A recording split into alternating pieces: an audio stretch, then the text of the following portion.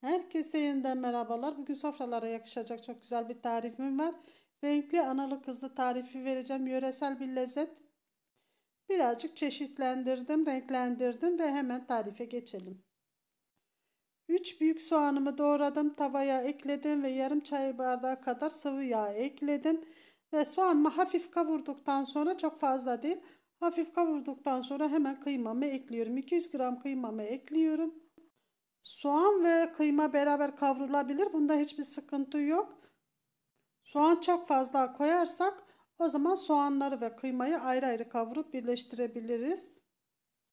Şimdi ikisi de az olduğu için ikisini beraber kavurabiliriz.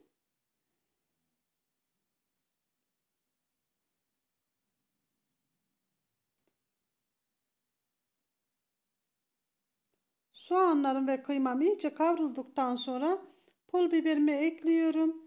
Damak tadınıza göre acı veya tatlı ekleyebilirsiniz. Biraz kimyonumu ekledim, tuzumu ekliyorum ve karıştırıyorum. Bunu isterseniz içine yarım böyle yemek kaşığı kadar salça ekleyebilirsiniz. Bu analı kızlığın içine çok salça girmiyor. Kıymanın içine çok salça girmiyor. Ve kıymamı, soğanımı iyice kavurduktan sonra kenara alıyorum ve tenceremi ocağa aldım. Şimdi etimi hazırlıyorum. Tenceremi ocağa aldım ve etimi üzerine döktüm. Malzemelerin malzeme listesini yazacağım. Aşağıdan bakabilirsiniz. Ve etimi iyice mühürledikten sonra üzerine kaynar su dökeceğim. Önce suyunu salıyor, böyle hafif bir su salıyor. Suyunu iyice çektikten sonra kaynar suyu ilave edebiliriz. Üzerine soğuk su dökmüyoruz. Kuzu veya dana eti fark etmez. Hangisini seviyorsanız onu kullanabilirsiniz. Kaynar suyu ekledikten sonra kapağını koyuyorum. Üzerine yarım yapıyorum taşmasını önlemek için. Üzerine kefler çıkacaktır. O kefleri alırsınız böyle. Bakın yavaş yavaş kefleri oluşuyor. O kefler oluştukça kefleri üzerinden alabilirsiniz. Kefleri iyice aldıktan sonra kapağını kapattım ve kaynamaya bırakın. İyice suyunu çekene kadar kaynatıyoruz. Ve iyice suyunu çeken etimin üzerine şimdi biraz sıvı yağ ekliyorum. 4 yemek kaşığı kadar sıvı yağ ekledim.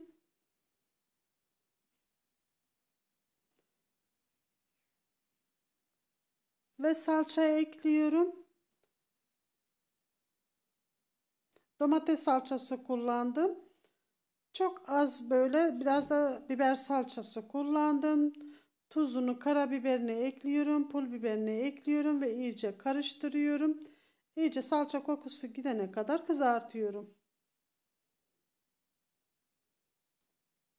Ve etimin üzerine tekrar kaynar su ekliyorum. Bu su koyulaşana kadar kaynatıyoruz.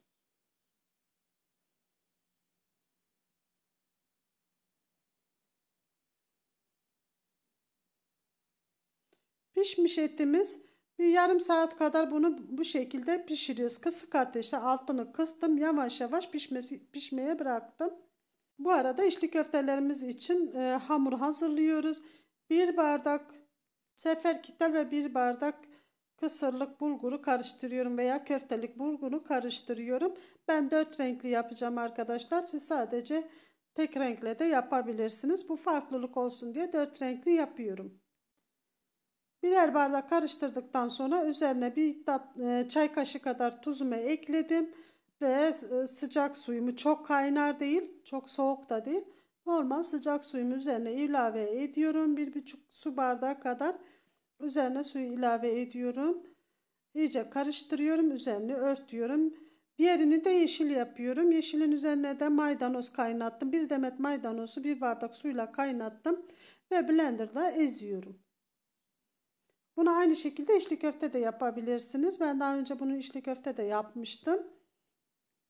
Ve sıcak olan suyumuzu bulgurumuzun üzerine ilave ediyoruz. Her biri birer bardak ölçüyle yaptım arkadaşlar. Siz bunu daha az da yapabilirsiniz. Yarım su bardağı kitel veya yarım su bardağı bulguru karıştırıp yapabilirsiniz. Kalabalık aile değilseniz. Bunu bayram için yapacağım için biraz çok yapıyorum. Birazını da ayıracağım. Başka bir tarif yapacağım. Ve iyice karıştırıyorum. Suyunu çekmesi için üzerine kapatıyorum ve dinlenmeye bırakıyorum. Şimdi önce salçalı kısmını yapacağım. İyice dinlenen bir 15 dakika dinlendirdim. Dinlenen bulgurumuzun üzerine 1 yemek kaşığı salça koydum. Biber salçası koydum. Ve yanıma suyumu aldım. Yavaş yavaş elimi ıslatta hamurumu yoğuruyorum. Üstüne su dökmüyoruz artık. Sadece elimizi ıslatarak yoğuruyoruz. Şöyle elimi batırıp çıkarıyorum. Avucumun içine su koymuyorum. Buraları hızlandırdım sizi sıkmamak adına. Elimi ıslatarak yoğuruyorum. Ve sonra unumu iyice toparladıktan sonra un koyuyoruz ki elimize yapışmaması için ve hamurumuzun güzel yoğrulması için. Bu köftemizin anası için analar yani içine içli köfte yapacağımız kısım salçalı olan. Diğerlerini de küçük yuvarlaklar yapacağım. Ve bu da yeşil olanlar yani kızları küçük küçük yapacağız bunları. Aynı şekilde yoğuruyoruz. Yoğurmada hiçbir değişiklik yok. Elimizi ıslatarak yoğurduk. İçine salça hiçbir şey koymadık. İyice yoğurduktan sonra 1-2 yemek kaşığı unumu ekledim ve toparladım. Şimdi bir diğer rengi kırmızı olanı yapacağım. Bir su bardağı kiteli, bir su bardağı köftelik bulguru koydum. Bir çay kaşığı tuzumu ekledikten sonra bir adet şalgamı kaynattım ve blenderda ezdim. Aynen maydanoz gibi blenderda ezdikten sonra üzerine döküyorum. Bulgurumun üzerine sıcak sıcak döküyorum. Çok kaynar değil. Sadece sıcak arkadaşlar. Soğuk da değil, sıcak, çok kaynar da değil. Çok kaynar olunca bulgur pişiyor. Ve iyice karıştırdıktan sonra dinlenmeye bıraktım ve şimdi sarı olanını hazırlıyorum. Aynı şekilde birer bardak koyduktan sonra bulgur ve kiteli tuzumu ekledim ve bir tatlı kaşık kadar zerdeçal ekledim ve suyumu ekliyorum ve karıştırıyorum. Bu sapsarı oluyor. Bunun rengi çok güzel oluyor. Bunu da aynı şekilde dinlenmeye bırakıyoruz. Her birine birer 1,5 su bardağı kadar su alıyor. 2 su bardağı bulgura 1 veya 1,5 su bardağı arasında değişiyor arkadaşlar. Çok yumuşak olmaması için çok fazla su dökmüyoruz. Aynı yoğurma işlemi diğer hamurumuzu yoğurduğumuz gibi olacak. Elimizi ıslatarak yoğuruyoruz. Dinlenen hamurumuzu elimize azar azar ıslatıyoruz ve yoğuruyoruz. İyice yoğurduktan sonra 2 yemek kaşığı unumu ekliyorum ve toparlıyorum. Bu kadar. İsterseniz yumurta da koyabilirsiniz. Çatlamasından korkuyorsanız yumurta koyabilirsiniz. Sarısını da aynı şekilde yoğuruyorum. Bunu çok uzatmayacağım. Bunu göstermeye gerek yok. Yoğurma işlemini öğrendik. İyice yoğuracağım. 2 yemek kaşığı un ekleyip kenara bırakacağım. Şimdi analı için ilk önce hazırladığımız hamurun içine yani salçalı hamurumuzun içine 200 gram kıymayı koyuyoruz. Bu kıymayı 2 defa çektirmiştik. Yağsız, damarsız bir kıyma. Yoğurduğumuz hamurun içine, köfteli hamurumuzun içine kıymayı ekledim ve iyice birleştiriyorum. İyice tekrar bir yoğurdum. Güzel bir toparladım. İçinde kıymalar gözükmeyecek kadar yoğuruyoruz arkadaşlar. 2-3 dakika sürüyor bunu yoğurmak. Su koymadık. Sadece elimizi hafif hafif ıslatarak birleştirdik. Ve artık yapımına geçebiliriz. Önce analarını hazırlıyoruz. Yani içli köftelerimizi önce hazırlıyoruz. Ceviz büyüklüğünde bir parça koparıyorum. Bu içli köfteden birazcık daha küçük oluyor. 2 çeşidini göstereceğim.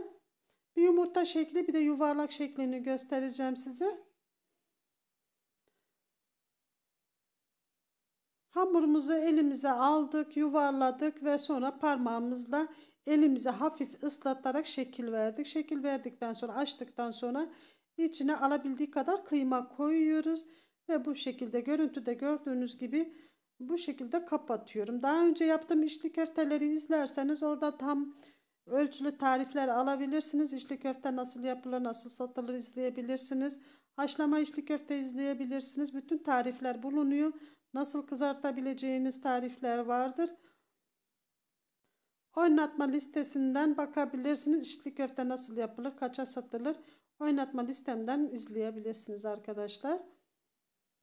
Ve bir tane daha yumurta şeklini göstereyim. Sonra diğerini göstereceğim. Yapımı çok kolay. Dediğim gibi bu biraz daha içli köfteden daha küçük oluyor. Normal içli köfteden. Böyle ceviz büyüklüğünde bir parça kopardım, yuvarladım ve avucumun içini ve parmağımı hafif ıslatıyorum bu şekilde ve yuvarlıyorum. El hareketlerime bakarak yapabilirsiniz.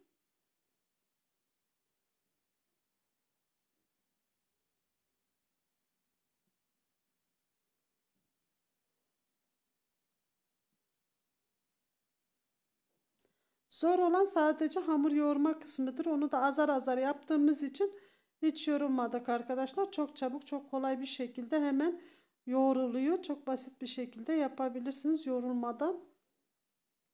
Şimdi yuvarlak olan kısmını gösteriyorum. Baş parmağımla ortasına basıyorum. Yuvarlak hamurun tam ortasına bastırıyorum. Hafif elimi ıslatıyorum. Çok fazla ıslatmayın. Çok ıslatırsanız elinizde dönmez. Yapışır elinize. Hafif elimizi ıslatarak bu şekilde bastırarak açıyoruz.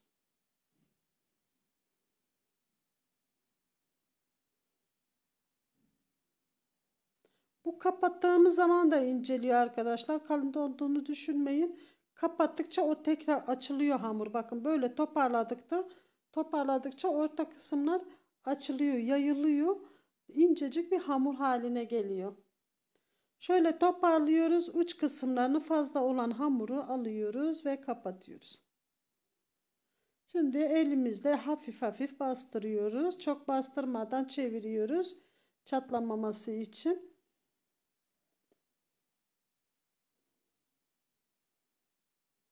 Gördüğünüz gibi gerçekten çok kolay ve basit bir şekilde oluyor. Şimdi bir tane daha göstereceğim ve sonra diğer tariflere geçeceğiz. Ceviz büyüklüğünde parçayı aldım elime. Baş parmağımla bakın bu şekilde içine alıyorum ve diğer parmaklarımla çeviriyorum. Elinizi hafif hafif ıslatarak bu şekilde çeviriyoruz.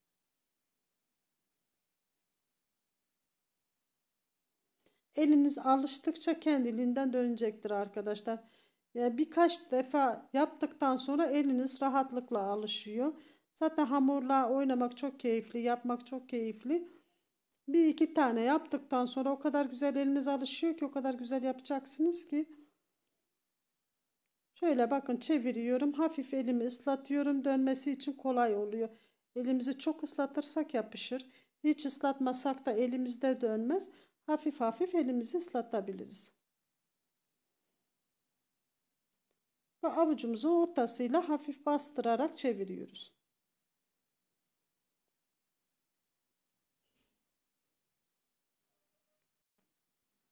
Ve hepsini bu şekilde hazırlıyorum. Kıymam bitene kadar hepsini hazırladım. Hepsini doldurdum bu şekilde. Bakın bir tabak daha böyle çıktı. Hepsi bana çok gelecek. Şimdi ben hamurlarımın birazını ayırıyorum. Siz kalabalık aile yapacaksanız hepsini yapın. Veya birazını dondurucuya atabilirsiniz. Ben şimdi birazını ayırıyorum. İçli köfte yapacağım. Diğerlerini de kenara alıyorum. Ve kızlarını hazırlayacağım. Şöyle bunları buzdolabı poşetine koyup dolaba koyuyorum. Onları biraz sonra içli köfte yapacağım. Ve şimdi renkli renkli kızlarını hazırlıyorum. Yani fellah köftelerini hazırlıyorum arkadaşlar. Bunlar fellah köftesi oluyor. Analı kızlı yaptığımız zaman içli köfte ana oluyor. Fellah köfteleri kızları oluyor. Hepsini önce minik minik koparıyorum. Fındık büyüklüğünde koparıyorum. Sonra hepsini yuvarlayacağım. 4 renkli olmuş olacak kızları.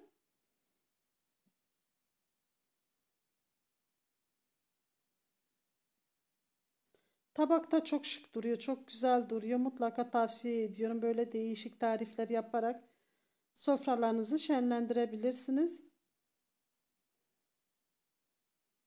Hafif elimi ıslatarak hepsini bu şekilde yuvarlıyorum. Buraya kadar izlediyseniz kanalıma abone olursanız, zil bildirimini açarsanız, videolarıma destek olursanız çok sevinirim. Zil bildirimini açarsanız ilk video yüklediğimde haberdar olursunuz. Ve videomu kaydederek, paylaşarak, sevdiklerinizle paylaşarak da bana destek olabilirsiniz. Şimdiden destek veren herkese çok teşekkür ediyorum.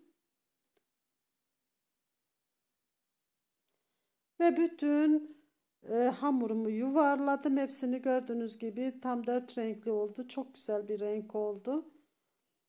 Ve bu arada ben altını kıstım. Yemeğim de iyice kaynadı. Suyu koyulaştı. Etimle beraber güzel bir harmanladı. Güzel kaynadı. Şimdi içli köftelerimizi ve diğerlerini koyuyoruz. Etimizin kıvamına bakıyoruz. Şimdi ben kıvamını göstereyim. Etimiz bu aşamada çok güzel pişmiş olmalı. Çünkü bundan sonra artık çok kaynatmayacağız. Sadece bir 10 dakika analı kızlarımızı pişireceğiz. O kadar. Ve nohut da ekliyoruz. Bir kase dolusu nohutumuzu ekledik. Yani 1,5 su bardağı kadar nohutumuzu ekledik. Hatta seviyorsanız 2 su bardağı kadar da ekleyebilirsiniz. Daha önce kaynatmıştım. Dondurucuda bulundurmuştum. Ocağın altını kapatmıyoruz. Soğuk nohutu içine koyduğum için böyle durdu. Şu an ocağın altı açık. Nohutumu ekledim. Şimdi içli köftelerimi ekledim ve diğer kızlarını da ekliyorum. Hepsini bir arada tekrar bir kere kaynatıyoruz. Yani bir 10 dakika kadar kaynatıyoruz.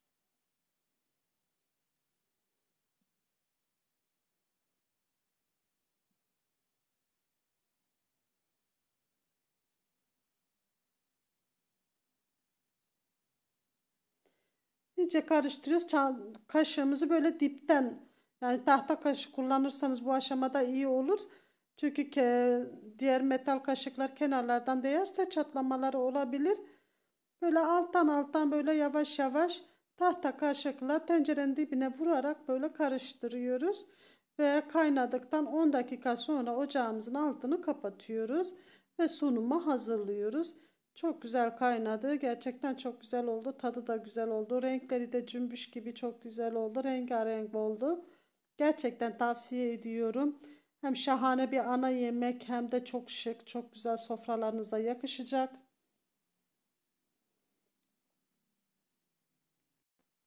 Ve istediğiniz gibi sunum yapabilirsiniz. İsterseniz tek tek tabaklara koyun. İsterseniz böyle büyük bir tabağa koyup sunum tabağına koyup masanın ortasına koyabilirsiniz. Şöyle biraz tabağa alıp kıvamını da göstermek istiyorum.